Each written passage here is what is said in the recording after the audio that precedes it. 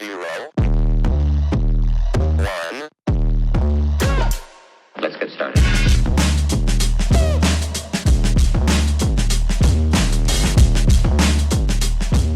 Welcome to Elevate Life, the Leadership Insight show from my podcast, Amputate to Elevate Success, where every week we explore what it takes to lead in times of change, in times of uncertainty and high stakes. I'm John Register, two-time two-sport Paralympic silver medalist, combat veteran, and speaker who has spent decades helping leaders adapt and innovate when the stakes are at their highest. My journey began the day I lost my left leg in a freak hurdling accident, a moment that taught me that we don't overcome adversity. We adapt, we elevate through it.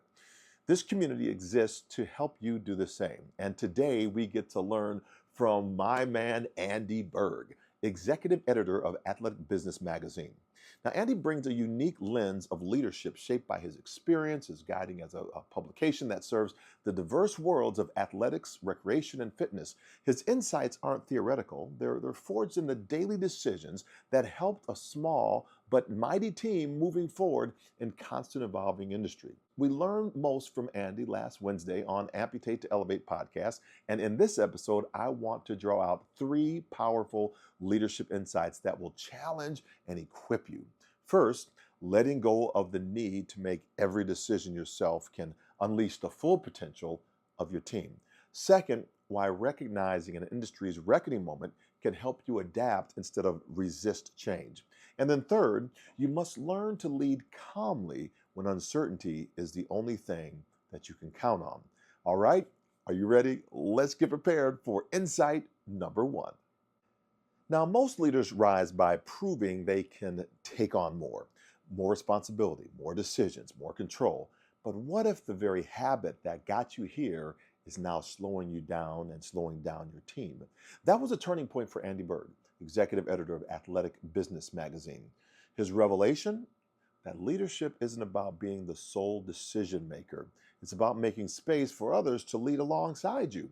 So listen closely to how he made that shift. You know, Andy, what did you have to amputate in order to elevate to your success that you have right now? Sure. So I started as an associate editor in a different industry altogether, and I think as I kind of worked my way up and started managing more people, that was a big switch for me once I started leading a publication, and I think at first I thought, well, I need to lead. I need to make all the decisions. Like this has to be, and I think the more that I realized, but I love my team because they're intelligent. They know what's happening. That what I really needed to do was respect that team and realize that I didn't need to make the decisions. All I needed to do was to put people in the position where we could all make the right decision together. Because ultimately, you know, when we have 3 or 4 people on our editorial team for a publication that does 9 issues a year, Wow. There's decisions that need to be made every single day. And if I don't have the help of my team, if I don't empower them,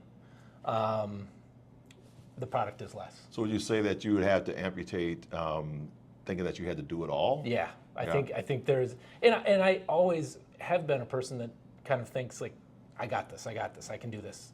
And I think sort of giving up maybe control, but it wasn't like I need control. It was I just want to make sure it's done the right way. Yeah. And putting that trust in my team and really realize. I mean, I think somebody at a past conference called it being a servant leader, and I realized that's what I am.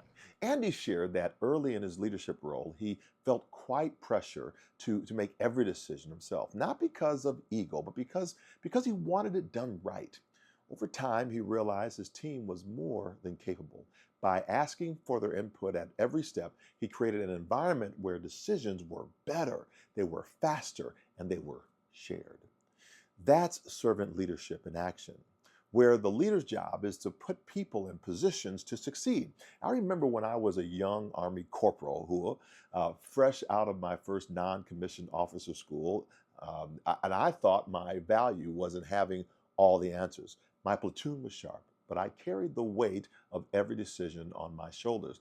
It wasn't until a seasoned sergeant pulled me aside and said, "Corporal, you're leading soldiers, not robots." Let them think. Let them own it. Thanks, Sergeant First Class Deal, for those words. That moment was humbling. When I loosened my grip, something amazing happened. My team not only rose to the challenge, but they also anticipated problems before I saw them. Just like Andy, I learned that letting go of control wasn't a loss of leadership, it was an upgrade. What decisions are you holding on to right now that your team is ready to own? And what would happen if instead of being the bottleneck, you became the gateway? When you empower others to make decisions, you multiply leadership capacity. Your team learns faster, your culture strengthens, and your organization moves further with less friction.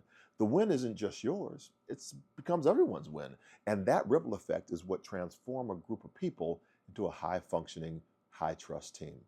Let's get ready for number 2. Hey, every industry has a choice. Cling to the way things have always been done, or face the truth that change is here, whether we like it or not. Andy Berg calls this a reckoning moment, taken from my resilience action model. It's the point where leaders must stop wishing for the past and start designing for a future. And right now, he believes the athletic, recreation, and fitness world is in the middle of one at this moment. So listen to his take on what that means for leaders navigating rapid change. I have a whole program we were talking earlier about, people are either they're stuck maybe in a reckoning moment where they want things to go back to the way they used to be, or they might be in a revisioning moment where they're thinking about what to do next, or they might be in a renewal moment where they are backs against the wall because they made a commitment to something. So when you're looking at that as like informed decisions, where do you see like the industry right now? Are we at a reckoning? Are we trying to go back the way, oh my gosh, it's shifting again, we got to go, why can't we just do it the way we used to do it? Are we revisioning different ways to do it? Or are we, at a renewal spot? Oh, I think we're in a reckoning, in my opinion. And maybe that's informed by my feeling about just sort of where society is right now. You've got, which we talked about earlier, you got AI, you have just incredible shifts in the way we communicate with social media. And then, this is more niche, but like things like esports at the college level. Debate that all you want.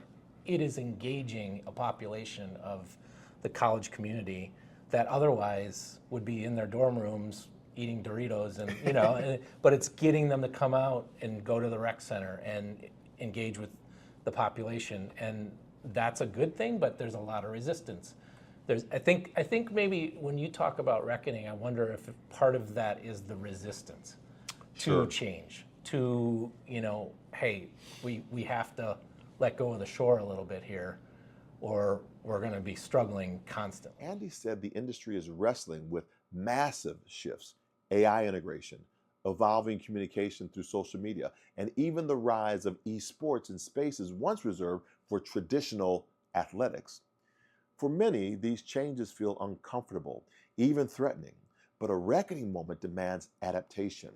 Andy's challenge was clear. If you keep fighting to go back to the way it was, you'll miss the opportunities only found in what's next. When I lost my left leg, I went through my own reckoning moment. For weeks, all I wanted was to get back to the life I had before. But the reality was that life was gone. The longer I resisted, the more stuck it felt. The more stuck I felt. It wasn't until I accepted that there was no going back, only forward, that doors began to open. I found new ways to compete, new ways to communicate, new ways to join, and eventually a new mission in helping others adapt. Andy's industry story is no different. Whether it's AI in the boardroom or a pandemic shutting down facilities, reckoning moments demand leaders who can release what's gone and step up fully into what's emerging. What are you holding on to in your leadership that belongs to a version of your organization that no longer exists? And what are you waiting for? What are you waiting on the other side of letting it go? When a leader models courage in a reckoning moment, it gives the entire team permission to innovate. Resistance turns into creativity. Fear turns into experimentation, and the organization doesn't just survive the shift, it defines the future others will follow. Let's go on to number 3. Uncertainty isn't a storm you outlast, it's the climate you learn to live in. Andy Berg put it plainly, the only certainty is uncertainty. In moments like that, the difference between a reactive leader and a resilient one comes down to how you respond.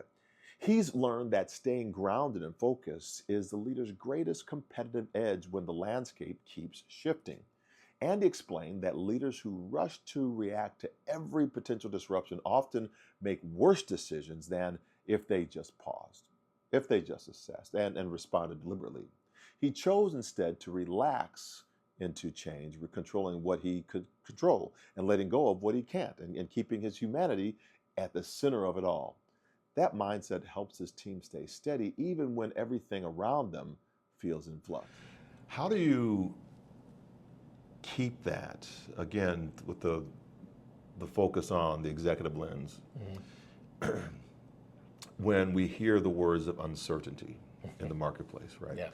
And we don't know what's going to happen next. I mean, it's cliche, but the only certainty is uncertainty. Right, yeah, Right? right. And I don't know about you, but like just in my life, I found that to be true. Yeah. And trying to just relax into that, I think is not being constantly reactive, because you may see uncertainty on the horizon and react to the wrong thing, Right. and end up in a worse position than you were. So I think that, just sort of being okay with the fact that change is going to come. Right. I mean, 13 seconds. 13 seconds. coming. 13 seconds everybody takes to go from the first hurdle, the first start block to where I got hurt. I know that feeling well. When I was training for the Paralympics, injuries, scheduled changes, and even last-minute event cancellations were part of the game. Early on, I'd let that throw me off. It would get me down. It get me frustrated. I kept scrambling, sometimes making poor training adjustments. Eventually, I learned what Andy describes. Control what you can control. I started focusing on my own preparation, my mental state, my recovery, the things that were mine to own. That allowed me to perform at my best regardless of external chaos. It's the same principle in leadership. Your steadiness becomes the anchor your team holds onto. When uncertainty shows up at your doorstep, do you meet it with panic or with presence? And what would shift if your calm became your team's default setting? A leader's steadiness and uncertainty multiplies trust. Teams begin to believe if they're steady, we're safe to keep moving. That confidence keeps people proactive instead of paralyzed, and it allows organizations to navigate turbulence with clarity and purpose. Today, we learned 3 powerful truths from Andy Berg. First, that letting go of the need to make every decision yourself is not a loss of leadership, it's a multiplication of it. Second, that when you recognize you're in a reckoning moment, the only way forward is to release the past and design for the future. And then third, that in uncertain times, your calm is your team's compass. These aren't just leadership tactics. They're transformations of mindset. And Andy reminded us that when a leader shifts, the team shifts. When the team shifts, the culture shifts. And when the culture shifts, the mission gains momentum. So here's my challenge to you this week. Choose one of these insights and put it into action within the next 48 hours. Don't wait for the perfect time. Just try it and watch what changes, and then take note of the ripple effect. If you want to go deeper on how to lead through your own reckoning moments, join me for the Elevate Life Executive Strategy Sessions. We meet once a month to apply these principles to your real-world challenges and opportunities. You can find all the details at johnregister.beehive.com. That's johnregister.beehive.com. Next week, I'll be bringing you another conversation that will sharpen your thinking and strengthen your leadership. So until then, go forth, inspire your world. Bye for now.